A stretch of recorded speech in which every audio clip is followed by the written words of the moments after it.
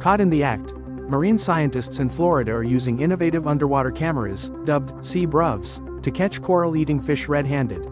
According to The Guardian, these porch pirates, specifically red-banded parrotfish, four-eye butterflyfish, and stoplight parrotfish, are devouring newly planted corals, hindering reef restoration efforts, which is facing 90% coral cover decline in Florida.